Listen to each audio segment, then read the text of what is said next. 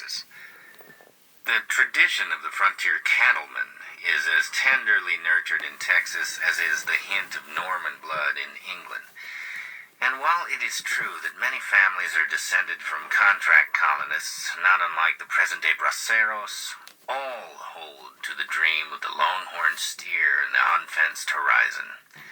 When a man makes his fortune in oil or government contracts, in chemicals or wholesale groceries, his first act is to buy a ranch, the largest he can afford, and to run some cattle. A candidate for public office who does not own a ranch is said to have little chance of election. The tradition of the land is deep fixed in the Texas psyche.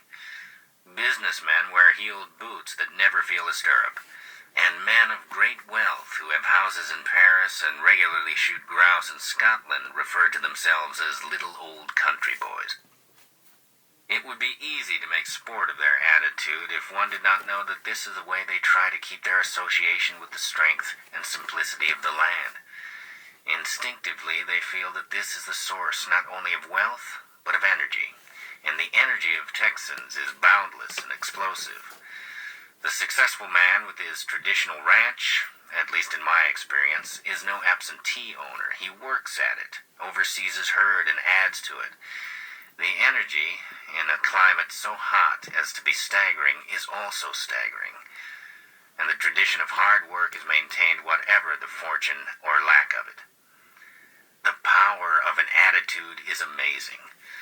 Among other tendencies to be noted, Texas is a military nation. The armed forces of the United States are loaded with Texans and often dominated by Texans. Even the dearly loved spectacular sports are run almost like military operations. Nowhere are there larger bands or more marching organizations, with corps of costume girls whirling glittering batons. Sectional football games have the glory and the despair of war. And when a Texas team takes the field against a foreign state, it is an army with banners. If I keep coming back to the energy of Texas, it is because I am so aware of it. It seems to me like that thrust of dynamism which caused and permitted whole peoples to migrate and to conquer in earlier ages. The landmass of Texas is rich in recoverable spoil. If this had not been so, I believe the relentless energy of Texans would have moved out and conquered new lands. This conviction is somewhat borne out in the restless movement of Texas capital. But now, so far, the conquest has been by purchase rather than by warfare. The oil deserts of the Near East, the opening lands of South America have felt the thrust. Then there are new islands of capital conquest, factories in the Middle West, food processing plants, tool and die works, lumber and pulp.